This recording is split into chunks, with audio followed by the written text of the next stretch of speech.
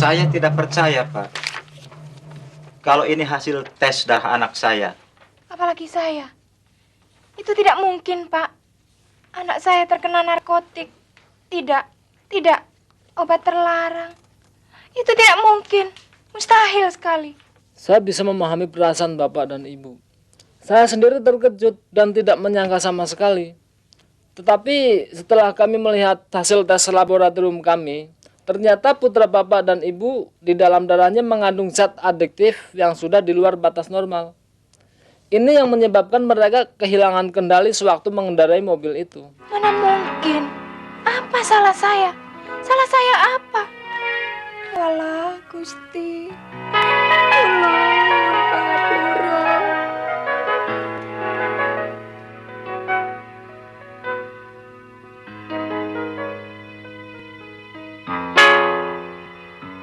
Aduh mas, aduh. Sabar ya. Besok juga sembuh. Ya, sabar aja. Mananya yang sakit? Tangannya. Sabar aja.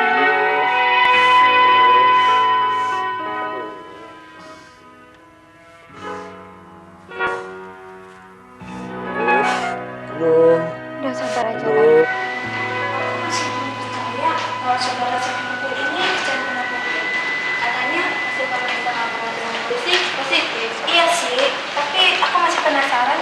Tanda-tandanya orang candu narkotik apa sih? Kita tanya yuk. Ayo. Jika kita melihat sepintas lalu, kita sulit membedakan mana orang yang sehat dan mana yang sudah ketergantungan zat.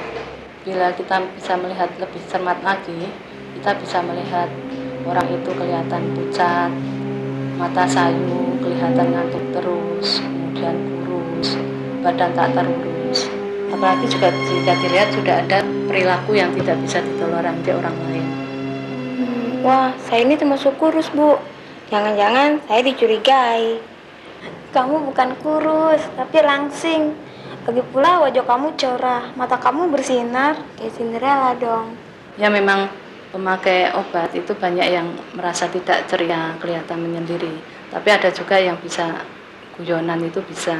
Kalau begitu, Bu, saya juga pernah ngeliat orang yang ciri-cirinya seperti itu. Kayaknya mereka itu seperti melamun terus, suka menyendiri. Ya kadang-kadang dia menyendiri, tapi kadang dia berkelompok. Tapi kelompoknya juga sama sesama pemakai zat itu. Iya, Bu. Jadi mereka itu hidup di dunia mereka sendiri. Pergaulannya terbatas, gaya hidupnya nggak dinamis gitu ya, Bu. Saudara sepupu kamu apa nggak gitu kelakuannya?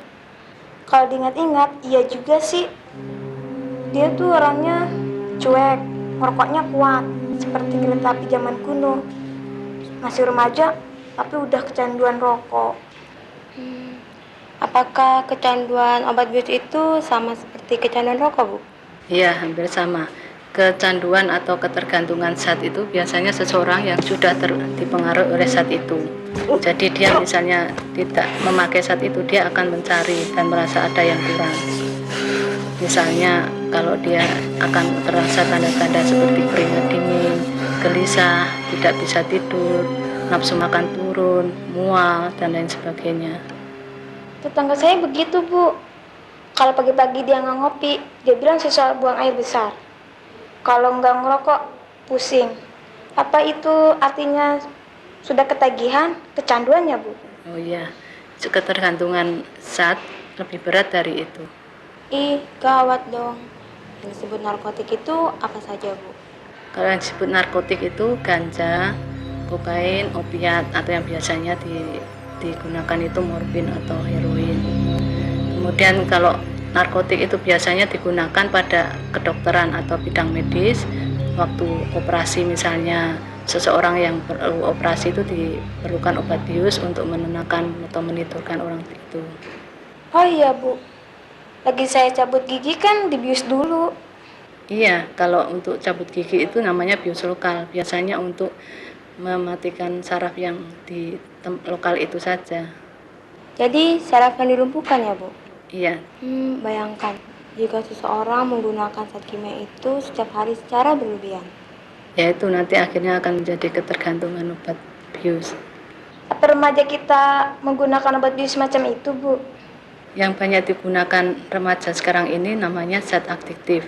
Zat adiktif itu terdiri dari misalnya obat penenang atau obat tidur, kemudian golongan narkotik tadi ya, ganja, kokain, opiat, kemudian ada alkohol, kemudian ada amfetamin, ada kafein atau nikotin dan sebagainya. Cara pengobatannya gimana, Bu? Cara pengobatannya, biasanya pada yang sudah ketergantungan, kita harus konsultasi ke ahli. Di situ dia akan dilakukan pemeriksaan, akan dilihat apakah seberapa jauh dia sudah ketergantungannya. Kalau pencegahannya, Bu? Kalau pencegahannya seperti adik-adik remaja ini, ya kalau bisa kita menghindari pada pergaulan yang berisiko tinggi. Misalnya pulang larut malam tanpa ada tujuan. Suka keluar malam-malam ya, Bu? Iya, itu termasuk berisiko tinggi. Kemudian pada perilaku seksual yang bebas dan lain sebagainya. Obat itu akibatnya gawat ya. Mereka yang drug addict itu syarafnya lemah, makanya kayak orang blow on. Masih lumayan blow on. Pecandu yang berat yang overdosis bisa meninggal, bisa death. Yang aku nggak habis pikir, yang menjual belikan obat bius itu loh. Kok tega-teganya mereka merusak remaja, merusak masyarakat. Memang, pedagang obat bius itu memang harus dihukum berat. Aku baca di surat kabar, di beberapa negara, mereka itu bisa dijatuhi hukuman mati. Kamu kok melamun sih? Enggak, aku ingat. Pamanku dulu pernah cerita, katanya selain di sini, di Suralaya juga ada tempat pembinaan ketergantungan obat. Oh, om kamu yang wartawan itu ya? Iya. Gimana tuh ceritanya?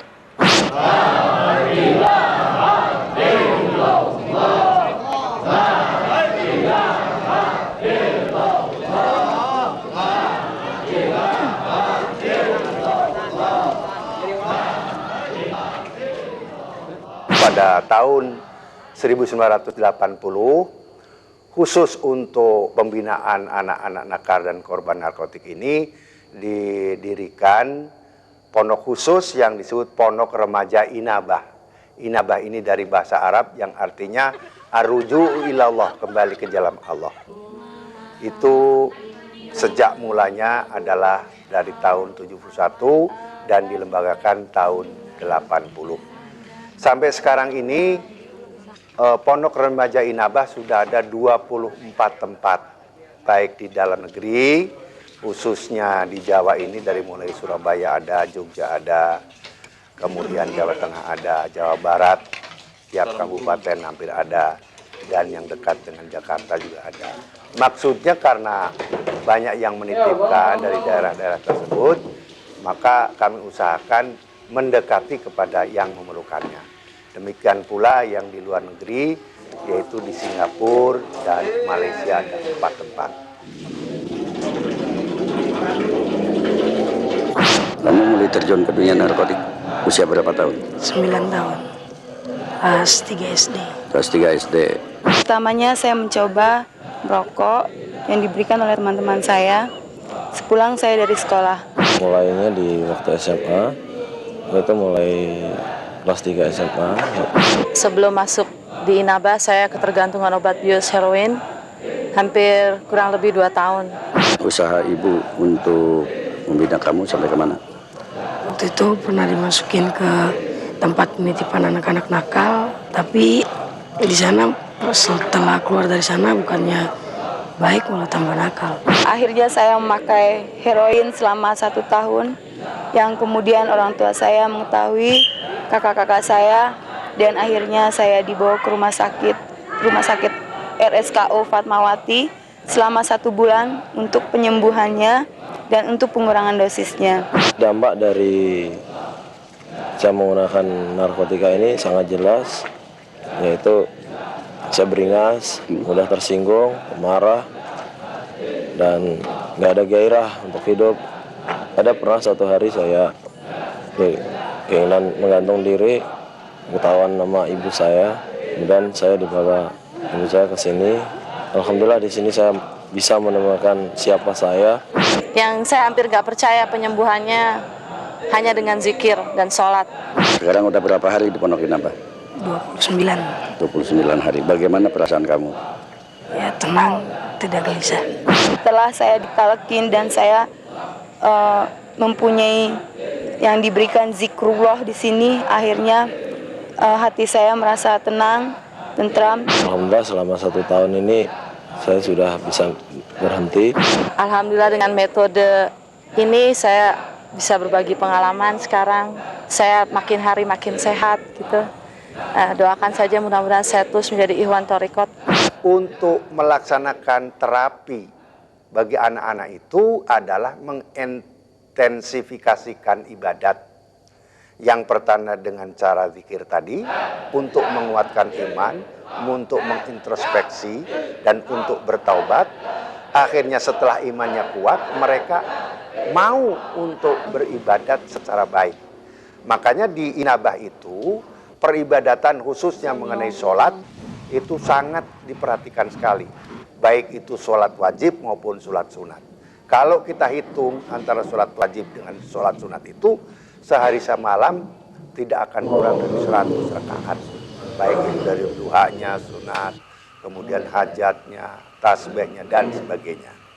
Nah, untuk dia itu melaksanakan ibadat ini, diperlukan adanya badan ini secara syar'i harus bersih. Bersih dari hadas kecil maupun hadas besar, yaitu dengan wudhu maupun dengan mandi junub ataupun mandi taubat. Dengan ketiga hal inilah, zikir, sholat, dan mandi itu adalah merupakan rangkaian tidak bisa dipisahkan di dalam metode Inabah ini. Kalau berbicara masalah zikir, maka itu perlu diketahui secara jenis ilmiahnya. Seperti dengan mandi malam. Kan mandi malam itu membawa dampak positif di mana keadaan udara sedang dingin tengah malam. Nah, antaranya kulit dan daging itu sedang mengkerut, dibanjur dengan sedang merenggang, dibanjur dengan kedinginan air malam, kulit dan daging jadi mengkerut.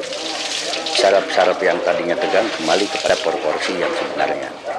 Kemudian sholat dengan gerakan yang banyak, itu kan olahraga melenturkan tubuh seperti sholat tahajud 12 rakaat, tasbih 4 rakaat, kemudian sholat witir 3 rakaat. Setelah itu duduk, kemudian zikir yang antusias mengucapkannya. La mengeluarkan asam arang, illallah memasukkan oksigen. Jadi radiasi narkotik yang membeku di otak 60% itu bisa dinetralisir oleh darah yang banyak dari jantung ke hati, hingga realisasinya 3 hari itu menjadi tenang dan tentram. Itu pandangan ilmiahnya, apalagi kalau lihat Qur'annya. Itu kan surat Al-Anfal ayat 11, surat Al-A'raf ayat 18, itu sudah jelas, semuanya sudah tahu. Kalau ini sudah dianggap tidak ketergantungan terhadap obat itu, mereka biasanya dilanjutkan dengan adanya bina lanjut, yaitu apabila dia usianya masih usia sekolah, mereka dicoba dulu untuk mengikuti sekolah formal yang ada di dekat sana ataupun di pondok pesantren Surya dengan antar jemput. Lamanya itu bagaimana tahun untuk diperlukan sekolahnya. Jadi setelah menerima zikir itu, saya merasai bahwa diri saya ini diisi. Jadi jangan orang salah anggap bahwa itu tempat anak narkotik. Enggak apa, kita harus menunjukkan bahwa kita bisa bertanding.